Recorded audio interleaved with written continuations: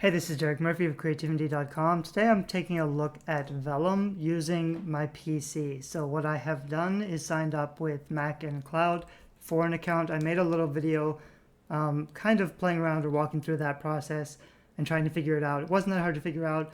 This is now a window. It's only a fraction of my desktop. When I installed it, I basically just had to download a zip file and then choose my desktop resolution. My actual desktop resolution is much bigger, so this is only taking up maybe a third of my desktop, but all you can see is the pop-up that's the Mac basically. And what it's all doing is renting some other Mac somewhere else in the world and just showing me a screen share, and I can access it. I'm not a Mac user. I've never used Vellum before, so this is less of a tutorial on how to use Vellum and more of a stress test for new users. I have familiarity with book formatting. I want to know, I think Vellum looks really good. I'm considering getting a Mac just to use Vellum, even though I can format my books from scratch. It's a pain in the ass, so if Vellum can help me to solve some of that frustration and produce better looking ebooks faster, it might be worth buying a Mac so that I can use it. Or if this works out, potentially, I could just keep using it this way. My main concerns going into it is whether or not I'm going to have the freedom and flexibility to choose the fonts and the images that I want to make it customizable, or if I'm going to be stuck with their default choices, which are fine and might look pretty, but are really not as unique as I need for my book design. So when I first logged in, I didn't see Vellum down here. That's this icon. I had to go up here into search and search for Vellum. Then it popped up. I believe, I'm glad it's already installed because I wasn't sure if it would be using MacInCloud. I had heard that it probably is. So I'm glad that it's here. I have also heard if I want to save the file or export the file, I will need my own user license, and I would have to pay full price for the software, which is not cheap. So before I do that, I wanted the opportunity to be able to play around and see if it is even going to work for me. So that's what I'm going to try to do today. It asked me right away to import a Word file. That's kind of the only option. I can't open the software itself. It just asked me if I want to import a Word file. And before I click that, I'll show you the file I'm going to play with. One of my co-writers just sent me this completed manuscript. So other than we've already, it looks like they're broken into sections already, and it has the proper heading 1 tag for the chapter headings. That's why it's showing up over here in the navigation pane if I go to view, which is great because generally when you convert a Word document to any other software or ebook format, you want to have, I think Vellum would try to find, even if these weren't tagged the right way with heading 1 tags, I think Vellum might try to separate and find the content, but this is already set up, so most of this should transfer pretty well. The next thing that I would normally do is change and set up all the styles, and I would also, the first paragraph would be not indented and the other paragraphs would be indented. I would also change this indent because it's too large. But I'm not going to do any of that. I just kind of want to see what happens when I import it into Vellum. So my first hurdle here, because I am using MacInCloud, I just went to desktop thinking I could just, open my document, which I can't do because this is not my computer. So what I actually have to do is cancel this. I think I'm going to have to go to Dropbox and log into my account, put that file, the Word document, into Dropbox, download it to the desktop here, and then I should be able to open it. So I went up here to the search bar, I went to Dropbox. It looks like Dropbox is already installed, I think. And it's going to ask me to sign in. So it's about 5 minutes later, and I'm having some frustrations for a variety of reasons, mostly because I'm not familiar with Mac. It's really frustrating. I had to get the right password. Dropbox didn't seem like it was installed, so I had to, even though the icon was there, I had to try to log in using the right account, the right password, which works. I found the file. but I can't drag and drop the file. It also seems like it's being really kind of slow and buggy, so I'm not exactly sure if that's me or my connection or what's going on.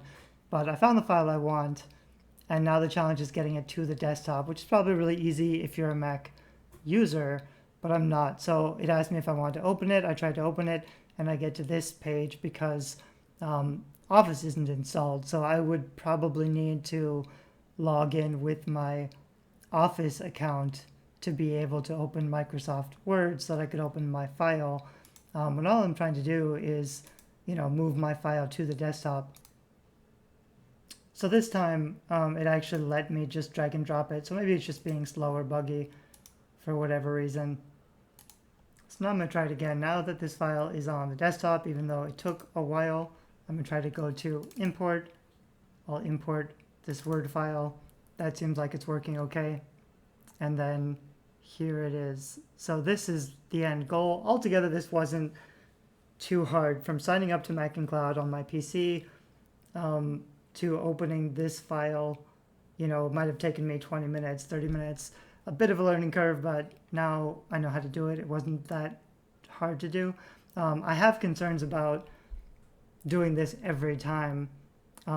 Maybe I could have gotten a Mac device with more RAM or processing power. Maybe it's just my internet connection isn't really good enough for some reason. I'm not really sure. Mostly it just doesn't seem very smooth or fluid, but it works. I mean, it's kind of a hack or workaround anyway. It kind of works.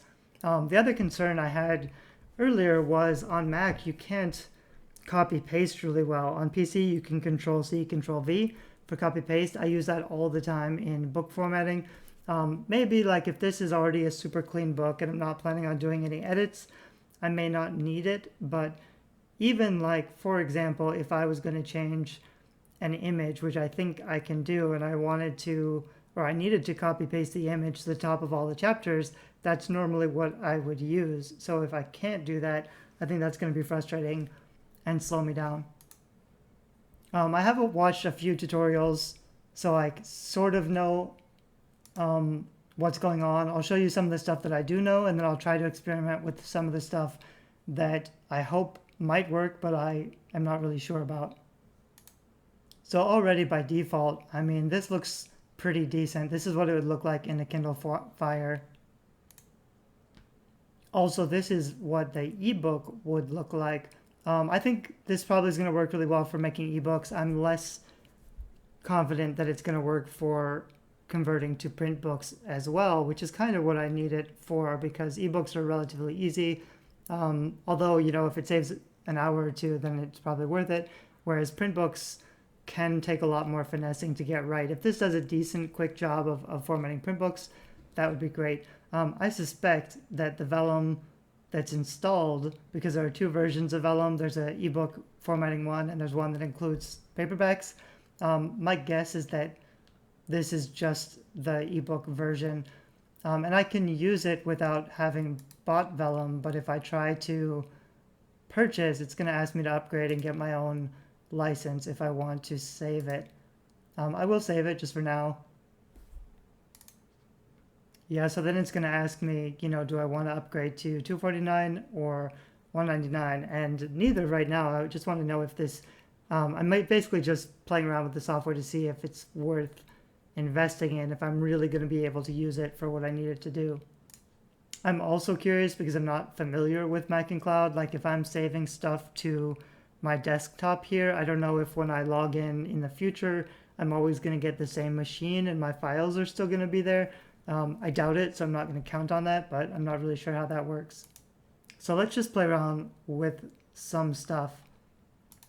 I can go up here and change the metadata stuff. I could add a cover, which I don't have yet.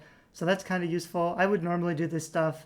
I would do it in Microsoft Word and then convert on Publish Express and then import it into Sigil. And that's when I would set all this stuff up. But it is easy and it looks good here.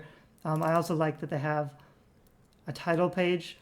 I didn't add a title page in this document, and they don't really have any stuff, but I'll play around with this later and add some material. It has a contents, which doesn't really have anything. It's automatically building a table of contents based on the content that I imported. So that's probably fine. That looks okay. And then these are just my chapters. This is what it looks like here. If I wanted to, I could change the text, which should make this look different. And then I could also decide if I wanted to add or change more information or convert it to a different style, which is kind of nice. For basic formatting, I like how this is set up. It seems like this will make things go faster. What I'm more concerned about is if I can change the fonts or the images if I go into styles. So these are some of the basic styles that come kind of pre-installed with Vellum, which are fine and sort of interesting. I wonder who came up with these styles. They look a little different now because I typed chapter 1 in. So for example, what I'm interested in is one that does have an image on the top. I also noticed that, like I mentioned, I didn't add no indent to the first paragraph. They've already done that, so they've already taken my paragraphs and figured out which one is the first paragraph and done a no indent. They've also added drop caps here, which is nice if I wanted those, but that's kind of interesting. I think I could also mix and match the styles. I don't know how yet, but I think maybe I will be able to. But I like how normally I would have to make 2 paragraph styles, one that has indents and one that doesn't, and I'd have to go through the entire book manually and select the first paragraph and set the paragraph style to the no indent. So this is all done automatically, which is kind of cool. None of these styles really looks great, and some of them are really not very good, but mostly they're not bad. This one's not terrible. I might... Yeah, so it looks like under styles, I could change the style of the heading and the style of the first paragraph. So if I wanted to pick a first paragraph that I like, maybe I can't. I'm going to start with this one and then go to heading and see if I can just change a different heading. It looks like there's different limitations of headings depending on the different style. I'm not really sure, but I'm going to start with this one. I can flip back to contents if I want to go back and edit stuff. If I remove this one, it's going to look a little bit cleaner. I'm not yet sure if I wanted to, for example, take away that one altogether. Maybe I'd have to just type like a 1 in the box. Whoops. Yeah, so that doesn't work either. So I'm not really sure if there's a way to change this initial 1 and have it display as something different. But anyway, I'm going to leave that for right now because the other thing I really was interested in is whether I can change the heading image, which it looks like I can do. So it's still being super buggy and laggy, which is kind of frustrating, but I went to Google and I searched for an image and I found an icon. I saved it on the desktop.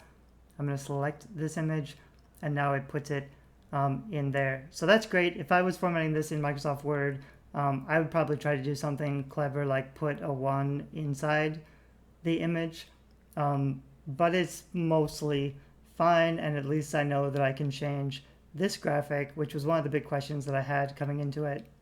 The other big question I have is whether I can change the fonts specifically. I don't often use drop caps. I don't have to use the drop caps, but if I wanted to change the fonts on specific elements like that, if I would be able to. Also, I noticed although I went in here and I changed the heading image for this chapter, it doesn't do it automatically. So I would have to go in and change the image for all of the chapters. That's not a big deal. I would have to do that for Microsoft Word as well. So if I go back into styles and I'm looking at the first paragraph, these are the options that I get.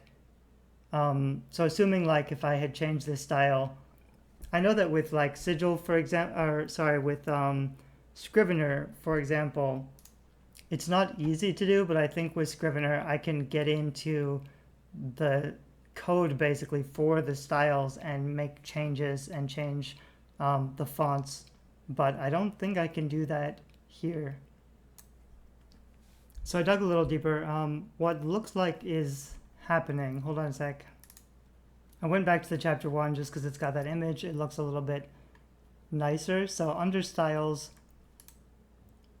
I can't change the fonts, which is fine for ebooks because the users set the fonts anyway. So you shouldn't be trying to control the fonts for the ebook. Although that's a little frustrating because I don't have any flexibility about that drop cap. It is kind of fun to have drop caps on ebooks. It's a pain to do in Microsoft Word, and everything can move and shift around, so it's hard to do it well and make it look reasonable.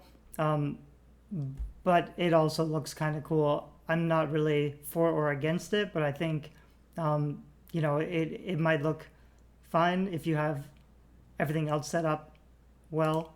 I'm going to leave it like that, and then I'm going to try to find a different header I like a little bit better. So some of my frustration here is that I like this paragraph style under first paragraphs, but I don't have the options that I want under headings. This one looks okay. Maybe I'll go with that one. It's a little weird to have the bar. I may be able to edit this style and get rid of the bar. I'm not really sure if I can. But mostly I think that doesn't look terrible. I might be okay with that for the ebook. So I could also really quickly find the ornamental breaks, which are probably already there. I think this is showing one of my ornamental breaks with the 3 stars, which is what we usually do. So it will, if I want to, change that a little bit. And I could even add a custom image here, which is a nice feature. These are faded out, where it says block quotation. It might just be because in this particular book, I don't have any of these block quotations set. But for nonfiction book, especially, this would be really important. And it's kind of nice that it has some different styles. I actually quite like this one with the large quotes. That's something I would normally do, but in Microsoft Word, it can be difficult to add images like that and push it around where you need to. And in ebooks, it's even harder. This is another one I like quite a bit. So I like that feature, especially for nonfiction. I think that would be really useful. And then they also have verse, which would be like long quotes from the Bible or for poetry. Photograph, and then they have portrait, which is kind of cool because in Microsoft Word, when you add a picture, you don't get this nice spacing. You would have to add custom spacing, which is just kind of a pain to get right, and things can shift around. So the ability to add a picture and have the text wrap around it like that is actually pretty useful. Maybe just for the author, about the author section in the back, but for nonfiction books, it might be useful too. And this is kind of neat with the rounded oval. Captions, for putting a caption underneath a photo. And then I want to look at this header and footer. So this must actually be the advanced Vellum that has the print formatting as well. And so this is where I think things may not really work like they should be. I'm not sure if it allows me to preview it for a print book. So here I found that I can increase the font size and I can change the fonts. I won't play with this because this just means readers will be able to set these to their own, whatever their preferences are. So that's kind of the important thing about ebooks, is that they should be flexible anyway. And then I've actually had some people comment that my books look weird on sepia or black. So for example, this image has a white background, so it looks really silly in the sepia or black. I would have to fix that and make a PNG image, although I'm also pretty sure that on Kindle devices they don't display PNG images. So I think any image that you use here, there's no way to get rid of the background, and it's always going to look weird on sepia or black. So that's kind of something you need to know. It might look really cool on white, but I'm pretty sure that transparent PNGs don't actually work on Kindles. So you're always going to have that, it looks kind of weird. It's not the end of the world, but I don't think there's a solution to add a custom image without having that white box around it. I was trying to find how to make this look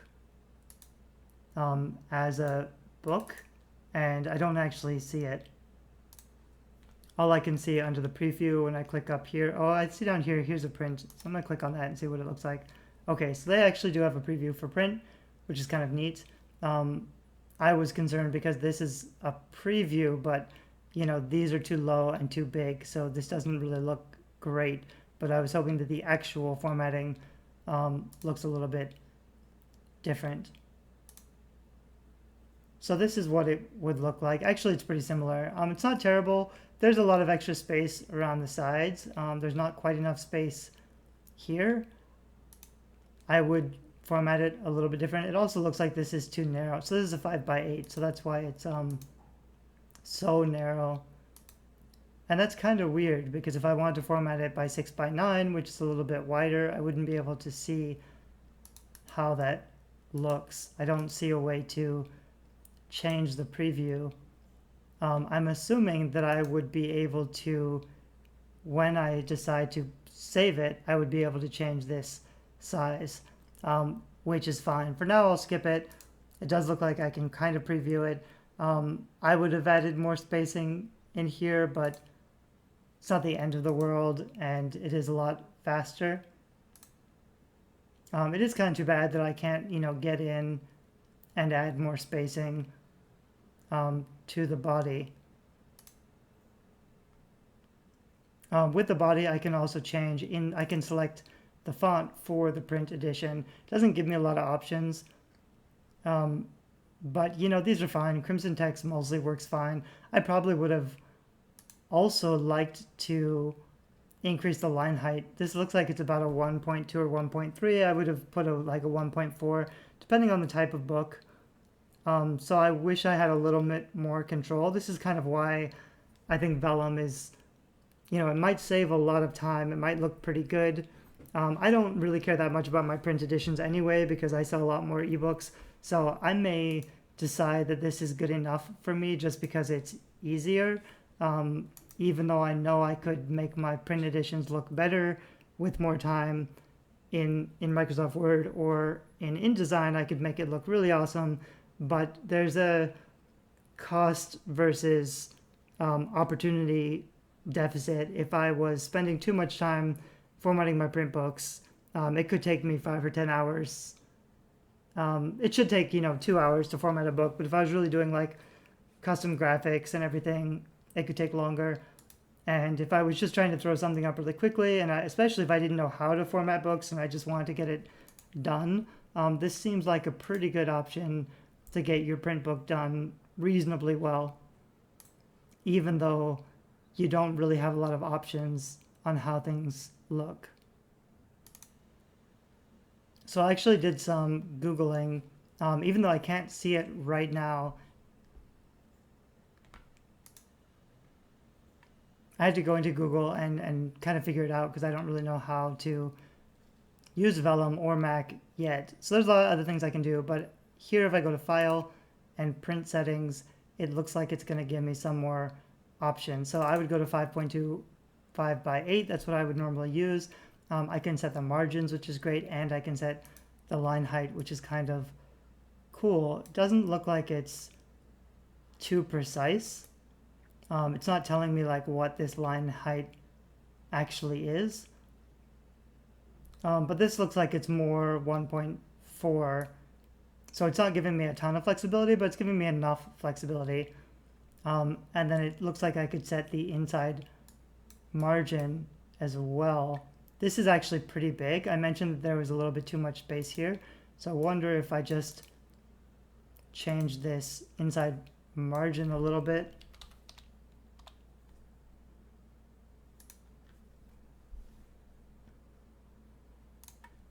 I'm not actually even sure what happened here. This is my print. I changed it to 5.25 by 8, but now it looks, you know, really weird and terrible. I'm not sure what happened there. I'm gonna try that again. I'm gonna go up to File and Print Settings, and I'll just choose. Oh, so change the inside margin to 2 inches, which is not what I had done. I'm not sure why I did that. I'll try that again.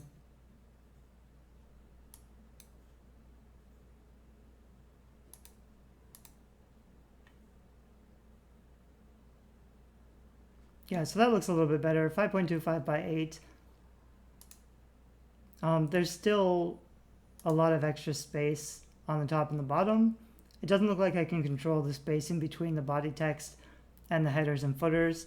It's not a huge deal. I mean, nobody else would really notice. I'm a designer, so I notice a little bit. Although it is kind of nice, it gives you a lot of spacing up on top because KDP Print or CreateSpace has gotten a little finicky. If your headers or footers are too close to the border, they may flag it and not allow it to go through. I also like, it's a little thing, but you can see how this first page starts not exactly halfway down the page, but pretty far down, halfway down the page. One of the things I don't like about Draft to Digital's tool for print formatting is that they set the text a little bit higher, and it should be a little bit lower. This looks mostly fine. I would say this is fine. It was really fast. It's a lot faster than it would have done in Microsoft Word. It does look like it gives you, you know, just enough customizations. Not a ton, but, you know, just enough. I'm not sure what the outside margin is. I'm kind of curious about that one. So I found another little sub menu under here, text adjustments. I can set the chapter begin. First chapter begins on the right side. That's kind of awesome. Actually, when you format for print, this is normally not the case. Maybe like the first chapter of the book starts on the right side, and that's normal. A lot of authors want every chapter to begin on the right side, which will leave kind of a empty space if it needs to, and that's not actually common, but it's kind of neat that they give you the option because some people do prefer that. Common book formatting, you would have the first chapter and the intro material on the right side, but then not the others. So it's nice they give you the option. Page numbering starts at the first chapter, which probably means the previous text will use Roman numerals, but I'm not really sure. And then you can choose images, black and white or color. Little things, not total control. I wish I could add my own fonts if I needed to, especially when I was formatting the headers. I would want my chapter headers to match the fonts of my book covers. That's sort of an important thing. I actually don't usually use images like this at all. I would just have the chapter headers match the book cover so that the style is kind of consistent. So that's about all that I wanted to do in this video. I did manage to access Vellum using MacInCloud. I haven't had to pay for anything yet except for MacInCloud, but if I wanted to actually use these files, I would have to register the software. I'm not sure if I will keep using it. I'm not really comfortable using MacInCloud to access Vellum, although it does work. I was mostly just playing around with things, but if I knew what I was doing, I could have formatted this book, you know, very quickly in probably 10 or 15 minutes and made it look pretty good. Mostly for ebook, this is going to be pretty great. For print formatting, I wish I had a little bit more control. I don't like that I don't really have a lot of options with the fonts. However, it does a good enough job. Since I can add my own image, I can make it look really cool and customize a lot of cool things just with the image. You really want the text to kind of disappear and not stand out anyway. So I'm not too bothered with that. And like I said, I don't think print is really the most important thing. So if it's easy to do, and it saves you time and you can do it yourself, as opposed to, hiring a designer, you can get formatting done for $50 to $100, but hiring a really good print designer is probably going to be a couple $100, up to like $350 is what we've charged for InDesign formatting. So if you're publishing lots of books and you want to do them yourself and have more control over everything, and choosing the styles, this basically doesn't give you all the flexibility, but it does let the right things happen pretty easily without a lot of effort. So even for print formatting, the ability to not have headers and footers on this first page and then have them on the other page, they don't look great, and I think there's a spacing problem here, which I don't know if it's fixable. There's definitely not enough space between the headers and the footers and the body text. Maybe that's something I just haven't figured out yet. If not, that's sort of a problem for the print edition because that's really not enough space. But even with that aside, given that this was so easy to set up and look pretty good with very little effort, that might be even something that I'm willing to ignore or forget about. Even if it bothers me, it's not really a super big issue. And everything else looks, relatively good and professional. So I would definitely recommend Vellum for anybody if you don't want to learn formatting, or even someone like me who knows how to format, but they just don't want to do it because it's time consuming. I've got other things I'd rather do. So I may decide to play around a little bit more with this MacInCloud pop-up, because really, if you're renting 30 hours or whatever, and this took 15 minutes, I could pay $30 to access Mac. I'd still have to buy the software, which is a few $100, I think $249 or something for the print version. But then I could jump on here and format all my books really quickly. I have to figure out saving the files and moving the files around, whether or not if I save them on the desktop of this Mac, they're still going to be there later, or if I have to save my Vellum files and everything somewhere else. Some of those logistic stuff I would have to figure out. I'm more comfortable probably just buying a cheap Mac and buying Vellum so I can just do it all there. But that may be something that I end up doing. I'm going to try to investigate this issue, but if I can solve that, mostly I'd be pretty happy doing all my formatting in Vellum, just because it's a pretty good program. It's set up pretty well. It allows me to add a lot of cool things. I haven't even shown you some of the cool features that you can add. For example, in the end of the book, if I go to add an element, I could add a foreword, table of contents, blurbs. I haven't really tried all this stuff out, but there's an about the author, and I believe there's a place where you can add in social media stuff, and then it'll give you a kind of nice looking little, I'm not sure what my Facebook is, but I think it might be something like that. And I can go show icons. It looks like I could also add icons to YouTube or BookBub even. I can't get them to show up here. I'm not exactly sure why, but they should be showing up somewhere, and they look pretty cool. Oh, I see. So I guess this is the preview. This is just kind of the code, and it's automatically going to put it together and look like this. So it'll have a little link to the social media. That's just a neat little feature. It looks really professional to have those links at the end of your about the author section. So there's a lot of little features in here that they just look good out of the box. They're really easy to use and set up. It's going to make your books look a lot more professional. The print book, maybe not so much, but it's probably better than you're going to do on your own trying to do it in Microsoft Word. even with templates like I've got. And for the ebook, for sure, this is going to look a lot better than you would probably be able to manage on your own, because it's really hard to format ebooks. So this is a pretty strong recommend. I know everybody talks about how awesome Vellum is, but I've never really gone into the program and tried to use it myself. And although I've expressed doubts about the limitations of the software, I'm probably changing my mind, and I may also use this for my own print and ebook books, just because while I could do them in InDesign, I don't really want to do them myself, and I'm not really willing to pay $250 or $350 per book to get somebody else to design them for me. So I might end up using this for my print books and my ebooks.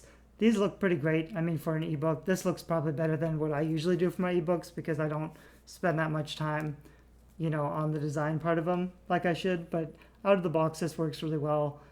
So this is what it looks like using MacInCloud to format a book. This is a book that, 30 minutes ago I uploaded the Microsoft Word document, and I could really export it. I'd have to change the images on the other chapters, so that would take me a little bit of time. I'd have to add the metadata and the author bio and some extra details, but it probably would have taken me 10 or 15 minutes if I knew what I was doing. And that's just for one book. I could have finished a whole series. I could have finished a whole box set over time, because I've got 5 or 10 books a year that I need to get published.